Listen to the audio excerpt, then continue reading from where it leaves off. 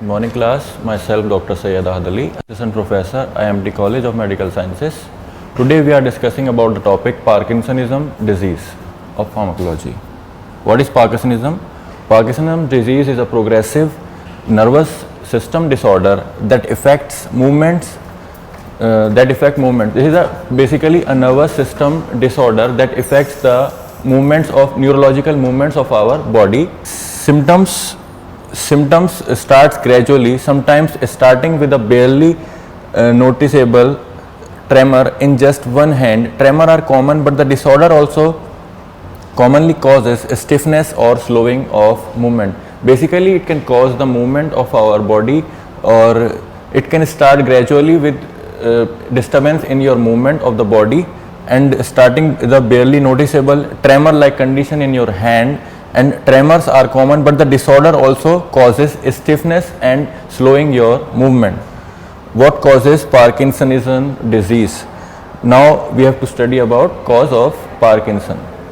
The most prominent sign and symptom of Parkinsonism is disease occur when nerve cell in the basal ganglia and area of the brain that controls your body movement and your voluntary and involuntary movement become impaired or die.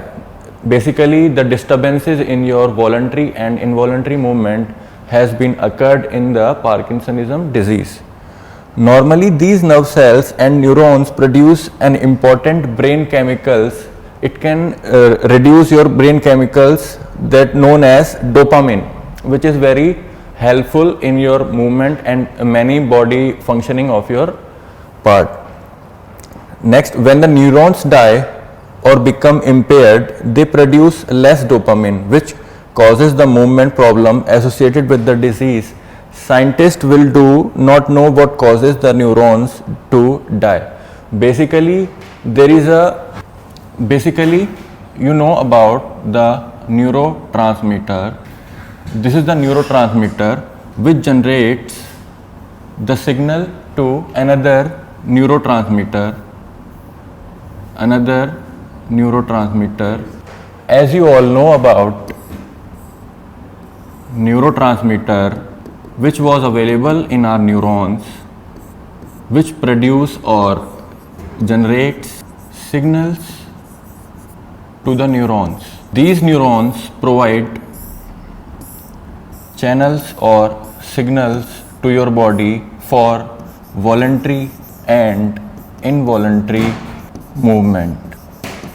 If the dopamine has been caused or less in our body, then these neurotransmitter doesn't produce a signals to neurons for movement of voluntary and involuntary movements. Now, next slide. Now, this is the stages of Parkinsonism disease. Basically, it is of 5 stages. It contains 5 stages. In stage 1, develop mild symptoms but able to go about day-to-day life. In primarily, some symptoms will show in the human body, and in secondary stage, stage 2, symptoms such as tremors. Earlierly we study that some tremors or shaking your hands will occur primarily in your body. Symptoms such as tremors and stiffness begin to worsen, may develop poor posture or have trouble walking. You have to trouble walking, or you have stiffness in your hand and tremors like condition in your hand. In stage 3, movement becomes to slow down. Movement becomes slow and you will not able to walk properly, or you will not able to stand properly. In stage 3, movement begins to slow down and loss of balance. You see here that in stage 3, movement becomes to slow down and you will not able to move and you will not able to stand properly because of low dopamine in your body. Next, stage 4, symptoms are severe and cause significant issues with day-to-day living and unable to life done and will need care. In stage 5, walking or standing may be impossible at this point. People at this stage are often confined to wheelchair or bed. In this fifth stage, last stage, there is very irregular, or you will say irreversible condition has been occurred in the human body. That is, the movement of human body will not occur properly. You will not able to walk properly. You will not able to stand properly. Now we can go to next slide. Now you can see here the etiology. What is etiology? Etiology is basically the cause of disease that have been occurred in your body. Exact cause is unknown. You can see here the exact cause of Alzheimer is not show or not have been found by scientists. Exact cause has not found. Now second, that is heredity. Heredity basically a genetic disease that can given us by our parents or our parent genes through their genetic DNA material or RNA material. Now third, the family history. Having one or more close relatives with the disease increase the rise of getting. Now third, the advancing age. Above 60 years are mostly seen. Basically you can see in your grandmother or grandfathers, the old age peoples, that they have been very that they occur to work very slowly, and they are not able to do work fastly, they are not able to think fastly, they are not able to talk fastly. So their dopamine level has been decreased day by day due to their increase in age. Due to their increase in age, the capacity of neurons or neurotransmitter signal generation have been decreased. Now next, sex. Male are more likely to get than female. Male have been occurred more than female due to the hormonal imbalances in the male body occurs. Now next, less estrogen level. Most menopausal women why don't use hormone replacement therapy are more risk of getting the disease. Basically the menopausal women, you can see above the age of 40 or 45, the women get menopause. Menopause is the absence of the menstrual cycle in the women's.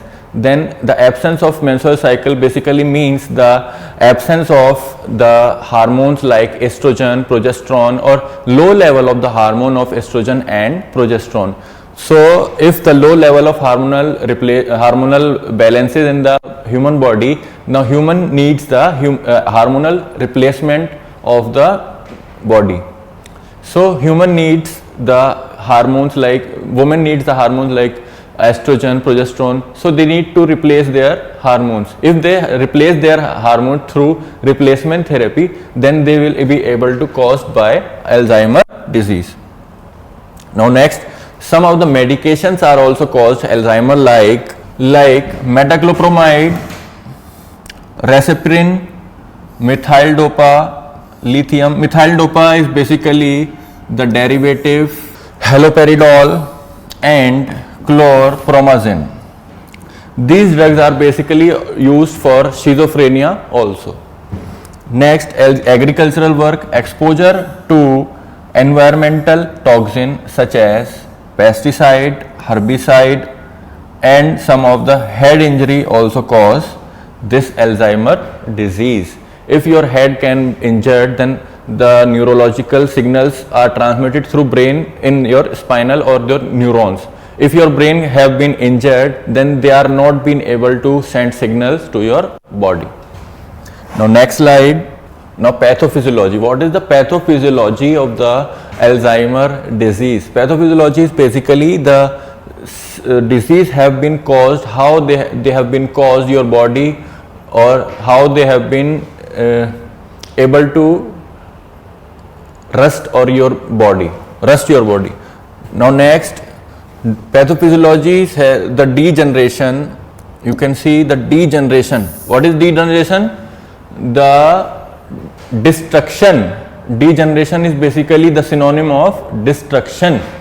destruction of dopamine producing neurons. The destruction of dopamine producing neurons. The degeneration of dopamine producing neurons, the destruction of dopamine producing neurons in the substantia nigra. This is the part of the brain, substantia nigra of the midbrain, part of the midbrain. This is the part of the midbrain. Now next, disrupts the normal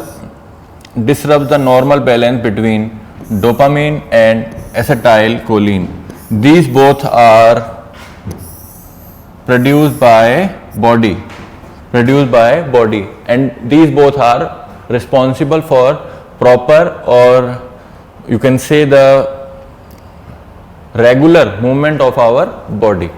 Now if these both are disturbance in basal ganglia, then the function of pyramidal, extrapyramidal tract controlling impaired, means the proper functioning of extrapyramidal of our body have been disrupted or disbalanced. Now next, loss of motor control. Motor control is basically, we can say, the voluntary, involuntary and voluntary. Okay.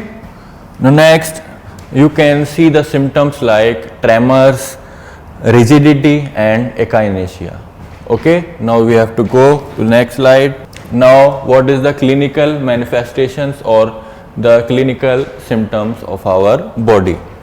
Rigidity. Firstly, rigidity have been occurred, that is your passive movement have become rigid, or your body voluntary and involuntary movement have become rigid. Defined as increased resistance to passive motion. Cogwheel rigidity is jerky, ratchet-like resistance to passive movement. And muscles alternatively tense and relax. Now what is tremor? Tremor is like shaking condition. It is an involuntary oscillation of body part. Parkinsonian tremor is described as resting tremor, as it is typically present at rest and disappears. It is all the Parkinsonism tremors is also known as the resting rest, because it can occur in resting position. If a human being have in a rest position, then he can be able to tremor or shake their hand, because the symptoms of tremor have been occurred. Now what is echinacea? Echinacea is the absence of movement, and movement of freezing may occur and are characterized by sudden break, block in the movement. Echinacea is the absence of movement. Postural instability. Postural is, what is the postural? Postural is here basically the body posture. Posture is body fixture. How you have sit, how you have stand, how you have walk. This is the body posture. Okay. If the postural instability is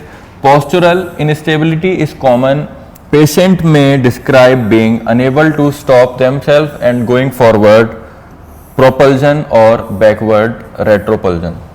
The human being have not been able to describe their posture normally or properly. Now next slide. Number 1, hypomimia limits the accurate expression of emotion in the face due to a decrease in the speed and coordination with which the facial musculature is activated. Facial musculature is facial expression of your body have been disturbed due to the neurons not able to pass signals normally in your body due to decrease in dopamine or imbalance in the dopamine and acetylcholine. Next, drooling of saliva, low volume speech. Low volume speech is basically your low voice, and drooling of saliva is, you can see some of the patients or some of the your older age peoples like above 60 years, that their saliva have been lying down here, from here, and you can see here, so you can see there, that is known as drooling of saliva. Now next, dysarthria. Next, problem with swelling and involuntary flow of saliva, longer time of complete or task, longer time to complete task. Basically the human being or the person that have been caused by this disease have become slow down, and they are not able to work normally or fastly. Next, stiff face in advanced PD, altered cognitive function, dementia. Dementia is also basically known as the degenerative neurological disorder. The neurons have been degenerated and their signals are not able to pass properly because the neurons have destruct or neurons have been damaged. Okay. Disorder of intellectual function. Next slide. Complications. What are the complications within this disease? Or if you have the disease like Alzheimer's disease, then if other disease also caused to you by conditioning with this disease. Okay, these include motor symptoms. Motor symptoms is motor function or properly functioning of your body. Dyskinesia we studied earlier, impairment of voluntary movement. Dementia, impaired ability to remember. Remember is like neurons degeneration. Neuron degeneration, if your neuron degeneration have been occurred, then you are not able to think properly, you are not able to speak properly, you are not able to express yourself properly. Okay. Next, depression, sadness. Okay. Hallucination, lost in imaginations. Hallucination is like you have जब आपको ख्याली आने लगता है, आप सामने किसी और को देख रहे होते हो, बट यू हैव नॉट, सामने कोई हो ना आपके, है ना, आपको लगे कि सामने कोई है बट सामने कोई हो ना. ओके. नेक्स्ट, साइकोसिस, anxiety, dysphagia, discomfort in swelling, malnutrition, deficiency of nutrition in your body, pneumonia, infection in lungs caused by bacteria, orthostatic hypotension, loss of postural control, now risk for fall. Now next, classification of anti-Parkinsonism drug. Now we are come here for treatment. We have to study now for treatment of Parkinsonism disease. Parkinsonism drugs like dopaminergic system, dopamine precursors. First, levodopa, that is also a dopamine derivative. Dopamine synthetic derivative. It can replace or fulfill the requirement of our body of dopamine. Next, peripheral decarboxylase inhibitors, carbidopa and benserazil. Dopaminergic agonist, which can agonist is like which can increase the action or increase the ability to express of the hormones or the person. Agonists are like they can increase or boost our dopamine. Okay. Bromocriptine, ropinirole and pramipexole. Now MAOB inhibitors, salicylic, rasagiline, COMT inhibitors, entacapone, tolcapone. Now next, dopamine facilitator, amantadine. Last, drug acting on cholinergic system. Central anticholinergics, tihexaphenidil, that is benhexol, procyclidine or piperidine, antihistaminics, orphanedrine or promethazine. Now you can see here the functioning of metabolic pathway of levodopa in the periphery and the brain, 3-OMD and 3-O-methyl-dopa. Now functioning of the drug or drugs that can act on Parkinsonism. This is the periphery, tolcapone and entacapone functioning, that is on COMT, and carbidopa and beserazide is functioning on dopamine, that is DDC. This is in between, that is blood brain barrier which have to pass for the functioning of brain, or the drug have to pass this for spreading in whole body or show functioning in whole body. This is the tolcapone that can act on COMT, that is on levodopa and dopamine. Now next slide. Levodopa precursor drug. Levodopa has a specific salutary effect in Parkinsonism disease. It is inactive by itself, but is the intermediate precursor of the transmitter dopamine. More than 95% of an oral dose is decarboxylated in the peripheral tissues, mainly gut and liver. Dopamine, thus formed, acts on heart, blood vessels, other peripheral organs, and on CTZ through located in the brain, that is floor of IV ventricle. It is not bound to blood-brain barrier. About 1 to 2% of administered levodopa crosses the brain, is taken up by the surviving dopaminergic neurons, converted to dopamine, which is stored and released as a transmitter. Basically, it is a precursor drug. It can be administered across the brain, crosses the brain, and is taken up by surviving dopaminergic neuron. It is taken by surviving dopaminergic neurons, converted to dopamine, which is stored and released at a transmitter, and converted to dopamine, which is stored as transmitter, converted to dopamine. Okay, levodopa have been converted to dopamine after administered in the body and can show functioning like dopamine. Now next, pharmacological actions. Now on CNS, hypokinesia and rigidity resolve first, later tremor as well. If you can take levodopa, then hypokinesia and rigidity of body resolve first, then tremor, then secondary symptom is posture, gait, handwriting, speech, facial expression, mood, self-care, and interest in life gradually normalized. Second, vascular system, the peripherally formed dopamine can cause tachycardia by acting on beta adrenergic receptors through dopamine and stimulate vascular adrenergic receptor, as well as rise in BP is not seen. Basically, whole body functioning have been normalized by taking levodopa, which जहाँ पर आपका dopamine use होता है, जहाँ पर dopamine आपका level low हो रहा है, या जहाँ डोपामिन का यूज़ है जो यूज़फुल है, अगर आप डोपामिन इनटेक करेंगे तो वो नॉर्मलाइज होना स्टार्ट हो जाएगा. जैसे कि आपका यहाँ पर टैकिकार्डिया, ठीक है, बीटा एडरेनर्जिक रिसेप्टर पे आपका ये काम करेगा. Now third, chemo trigger zone. Dopaminergic receptors are present in this area and dopamine act as exhibitory transmitter. The dopamine formed peripherally gains access to the CTZ without hindrance, elicits nausea. Endocrine में क्या काम करेगा? It acts as pituitary memotropes to inhibit prolactin release and on somatotropes to increase GH release through prolactin level in the blood during levodopa therapy. Increased GH levels are noted Parkinsonism patients. Probably the mechanisms regulating GH secretion are altered in these patients. Now next, pharmacokinetics. Levodopa is rapidly absorbed from the small intestine by utilizing the active transport process meant for aromatic amino acid. Bioavailability of levodopa is affected by, basically it can be absorbed by your small intestine. Through small intestine it can be absorbed in blood and can be spread in whole body through blood.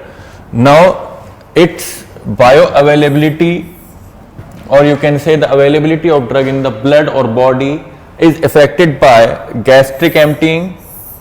If your gastric empty is slow, gastric empty basically is excretion is slow. Levodopa is exposed to degrading enzymes present in gut wall and liver for longer time, less available in penetrate blood-brain barrier. Next, amino acid is present to in food, compete for the same carrier for absorption. Blood vessels are lower when taken with meals. About 1% of administered levodopa that enters brain, aided by amino acid carrier mediated active transport across brain capillaries, also undergoes the same transformation. The plasma T half is basically the half-life of drug. That is, half-life is the functioning, or the, you can say the action of drug is have been in your body till this time. It can show the availability of action in your body of drug. Levodopa is 1 to 2 hours. Half-life is of 1 to 2 hours. Pyridoxal is a cofactor for enzyme dopa carboxylase. The metabolites are excreted in urine you can see the excretion of drug in urine mostly after conjugation. Now next slide, the adverse effect. What is the adverse effect? Adverse effect is basically the effects which have been shown by the drug in your body, or the drug have caused some of the effects in your body by intake through orally or any route. Okay, you can see here first adverse effect is nausea and vomiting. It occurs in almost every patient. Tolerance gradually develops and then the dose can be progressively increased. If your dose have progressively increased, then this adverse effect has shown regularly, or you can say almost in every patient this adverse effect have been shown. Next, postural hypotension. Hypotension is decrease in the blood pressure. It occurs in about 1 to 3 patients but is mostly asymptomatic. Some patients experience dizziness, few have fainting attacks, more common in patients receiving antihypertensives. Tolerance develops with continued treatment and BP normalizes. Now third, cardiac arrhythmia. Cardiac arrhythmia due to beta adrenergic action of peripherally formed dopamine, more in patients with pre-existing heart disease. Now last, alteration in taste sensation. Your taste sensation is altered, that if you have a sweet taste, then you are not able to define the taste. You are not able to define the taste. If you have a salty taste, then you are not able to define the salt taste. Your taste have been altered. Now peripheral decarboxylase inhibitors, we can study earlier, dopaminergic agonist. Now thank you. We can study in next slide about next topic. Okay.